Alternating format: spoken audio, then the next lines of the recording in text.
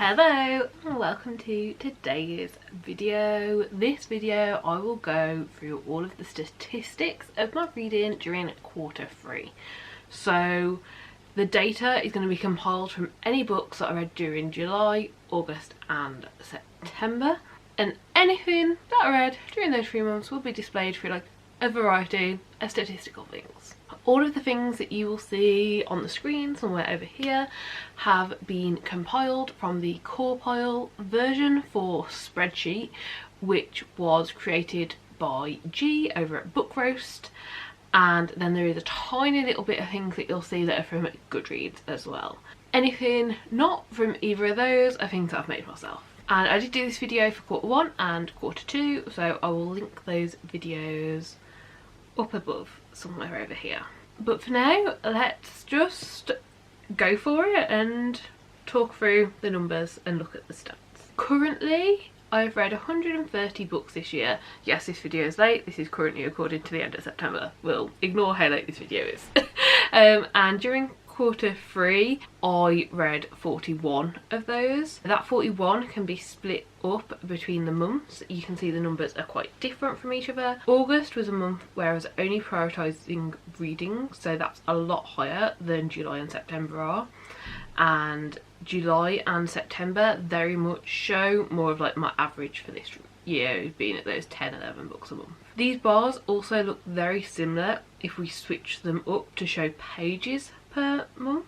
You can see they follow the same trend, and in total the amount of pages I read in Q3 was 15,040, so quite a lot. Although both the books and pages are less than the rest of the year, I'm actually really happy with my reading and feel like the majority of what I've been reading I've been really enjoying, and if I haven't been enjoying it, I've just been putting it down, and that's really good for me. And thinking back on it, I do think I've found it easier to slow down and make sure that I'm actually enjoying what I'm reading, because I achieved my Goodreads reading goal, and by the end of Q3 it's completely complete and I'm 91 books ahead of schedule. So yeah, having read a total of 130 books, which is so many more than I expected to read, even in terms of my like best year, this is amazing. So I'm really happy, and I hope to continue managing to read a lot and read a lot of good books without feeling any pressure. Then the final thing to talk about when it comes to basic numbers is the book length. So how many pages were in the books I read. You can see this in this graph here. The majority of the books are in between that 300 to 550 range, with only 4 being above that and 12 below that. However, I do also think that it's really interesting how they look throughout this main range in the middle, because there's a massive trough in the middle of the data, and I wonder why so few fall between that 400 and 500 range. Obviously page length isn't something that I take note of before picking up a book, or a reason I would or wouldn't pick up a book, unless it's like super long and intimidating, but like mostly it's not something that I ever think about until I fill out my spreadsheet. But yeah, because of that, it's never something I'm going to try and change, but I do find it interesting to look at. Next, let's move on to ratings. We have very few that I would consider low ratings. We've only one 2-star rating, and then a few in the 3 to 3.5 star. The majority of what I've been reading I've been enjoying, because those are shown in the 4, 4.5 and 5-star ratings, where the majority of this reading for this quarter lies. And due to these star ratings, the average rating for Q3 is 3.817 stars, which is really great. I don't think it's ever been that high before, and I do think it shows that I'm understanding my reading tastes better than I used to. However, I also think it could be down to DNFing books. I officially DNF'd 2 books in Q3, which is not as many as last quarter, but still makes me happy to know that I'm putting books down I'm not enjoying. At the end of the year, I will make a video where I talk through all of the books that I did DNF and show any data I've got for that, but none of those DNF books are being shown in the data you've seen there. So let's get into the actual reading statistics. First up is how I actually read the books, mainly via audiobook, which is quite surprising to me. I do really enjoy audiobooks and reading through audio, but I often listen to audio whilst reading along with either a physical copy or an ebook copy. So I am surprised that audio is like considerably higher than the rest, because I thought previously to this quarter that the way I read, if it was high and was through audio, would be more mixed media, because it's more than just one way. But yeah, audiobook is the highest, and then ebook, physical and mixed media are all pretty equal, with them each only being one away from each other. Then there is genres to look at, and this genre pie chart looks interesting. I always read a lot of genres, which you can see on the pie chart. However, pretty consistently fantasy and fantasy romance are my most read by a long shot, and this quarter is no different. We have fantasy romance at 36.6%, followed by fantasy at 22%. With considerably less, my next most read genres are cozy fantasy and poetry, both having 7.3%, and then everything else that I've read during quarter three have come from different genres, and all those genres I've only read 1 or 2 books in. Overall, I'm quite happy with this. However, the most noteworthy for me is that sci-fi only has 1, and I would like sci-fi to be higher and to dabble in it more. I have definitely considered sci-fi one of my most read genres in the past, so it does surprise me it is so low. Next up we have age category, and I still read from every age category. However, the older I'm getting, the more I'm reading from adult age categories and the less young adult I'm reading, and this is no different this quarter. Adult takes up the majority of my reading at 58.5%, followed by new adult, which is at 24.4%, which is an age category that I do really like. However, it's only really used in self-published and indie publishing, so I only really interact with this age category when reading on my Kindle, which, as you can see by this percentage, I've been doing a lot of, followed by young adult, which I do now read a lot less of, at 12.2%. and even though I do read a lot less of it, the ones I do read I tend to enjoy. Like, I'm pretty good at knowing within a few chapters of a young adult book if I'm going to enjoy it or not. In fact, you'll actually see at the end of this video that my best book and worst book of this quarter are both young adult titles, which I do think is interesting considering that I didn't read that many of them. But then we also have middle grade, which I've read 2 books in. Now, I do like middle grade. The 2 books that I've read in this middle grade genre, one of them I would 100% say is a middle grade, and I would just recommend to younger readers unless you actually like actively enjoy middle grade. The other felt like it could be enjoyed by everyone. Like, I can understand why it would be in the middle grade age category, but it definitely doesn't feel like it needs to be there. It feels like it could be read by anyone. And yeah, those are the age categories. There's also series versus standalone to look at. 78% of the books I've read in quarter three are part of series. This is not surprising at all. I always say, if you ask me how much of my reading is made up of series, I would guess 70 to 90%. Like, a massive large chunk of my reading is always series, and 78% is right smack bang in the middle of that, so it feels very right. Next up, let's talk about rereads. Now, I love a good reread, but with one of my main goals this year to be to bring down my physical TBR, I'm not trying to reread too much. Having said that, 7, which you'll be able to see in this, 7 of the 41 books I read in quarter three were rereads. If I remember correctly, 6 of those were from one series that I decided to reread via audio, and I think the other one was a reread of the first book in a series, so I could continue on with that series because I didn't remember enough to feel happy continuing. Overall, I'm happy with what I read, so I'm happy with this statistic. There's nothing really I mind about this. I most years wouldn't even think about it if it was 50-50. Obviously this year I am actively trying to blow my TBR, so yeah, overall very happy with this. Now let's talk about book contents. This is what you actually find in the book, what's actually the content within it. As of right now, this year, this is not something I've been paying attention to at all before going into the book, because I am just trying my best to read down my physical TBR. But I definitely think because I've been trying my best to read my own TBR, this year's data will be a very good baseline for setting goals in the future to do with what sort of representation and format you see in the books. So first up, let's look at LGBTQIA+ representation. In quarter three, representation was present in 53.7% of the books that I read, and this is actually the exact same percentage as quarter two. This can be better. I can get it higher.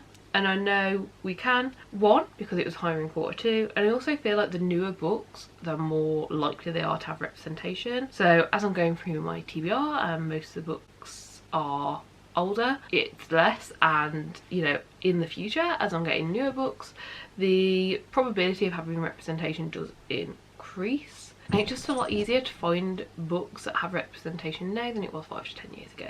Yeah, there's a lot of old books on my own TBR that I need to decide to read or get rid of, but we're working on it. Next, let's look at disability rep. So for quarter three, we had disability rep in 22% of the books read, and honestly I am not happy with this. It does seem like the standard for my reading without looking through. This is smack bang in the middle of the percentage we have for quarter one and quarter three, so I'm not gonna lie, I don't really know an easy way to know or to be told if a book has disability rep, but it's something I'm going to think further on and look into further.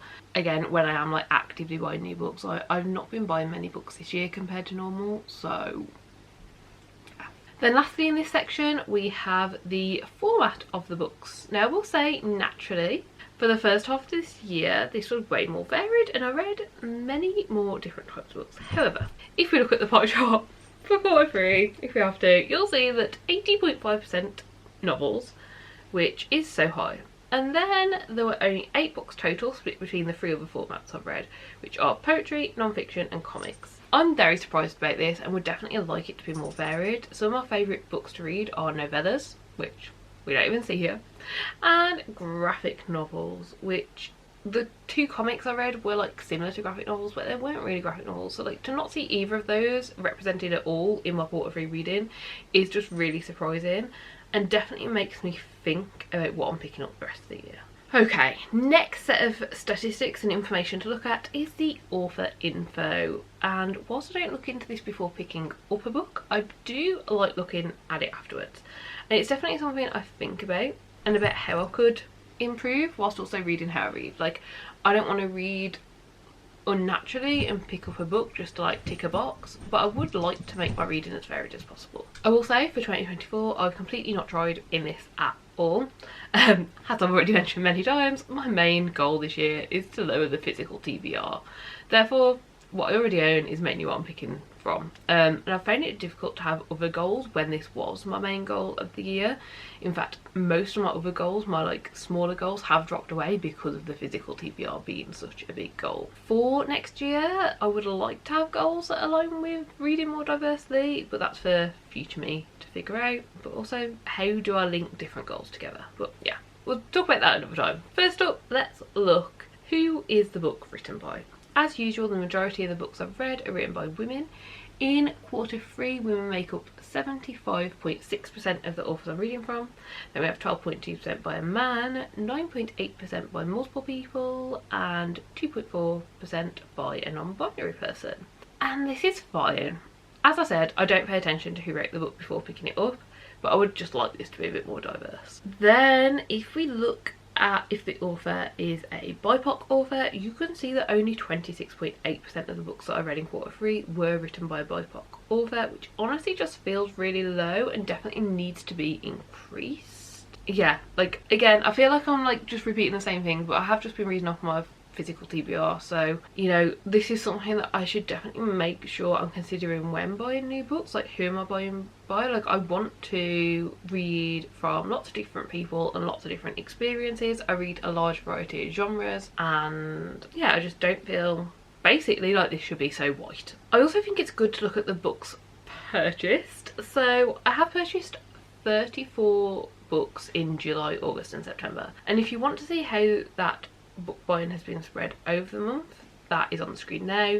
You'll see in July I was trying again. I was really trying to be strict and keep the book buying down, and then in August and September that went out the window. I will say 4 of the books that you see in September's data are pre-orders for books next year. Really interesting non-fiction books I'm really excited about coming next year, so I did pre-order them, but I pre-ordered them in September, so that is in that data. And these 4 will also be shown in like the new books, so I also like to track how I purchase my books. Did I purchase them new or used? So we can also look at the new versus used pie chart, and this is how I personally prefer it. I am buying much less new, much more used, and it just makes sense, especially when, don't quote me on this, I don't know this for sure, but I think a lot of the books that I have been buying during the last quarter have been series, and they've been older series where I've had the first one or two on my shelves and not the rest, so I'm just catching up, and yeah, this just makes sense to me. I am once again going to try and stop the book buying. I have reduced it compared to last year, however it's not reduced enough for what I wanted,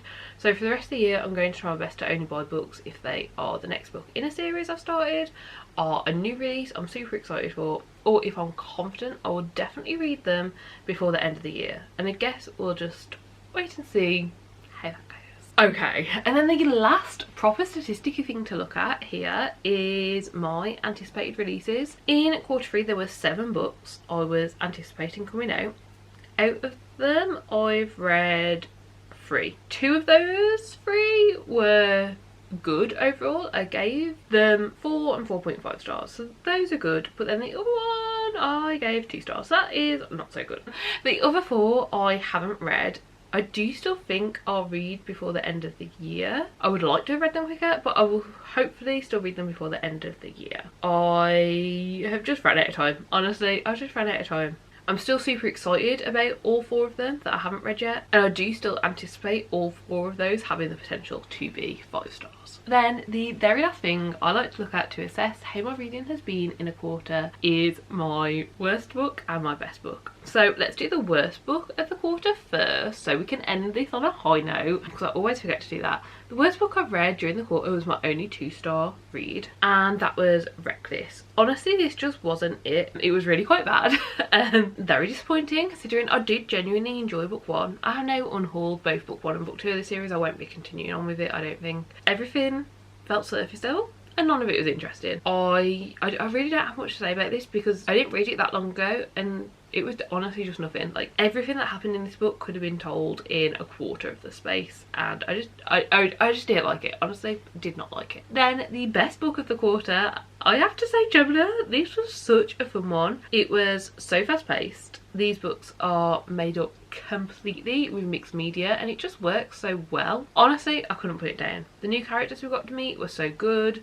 The big change, the big theory that happened. I'm trying to say this very vaguely, but there was a big thing that happened in this one, and I did not see it at all. It was truly amazing, and I'm so glad I read it. I still have the 3rd book of that series to read, but so far I would highly recommend it. Gemini is the 2nd book in the Illuminae series, so obviously you do need to read Illuminae first, but I also really enjoyed that one. So yeah, Gemini is taking best book of the quarter spot, and yeah, that is everything. Those are all of the statistics I've been looking at for quarter 3.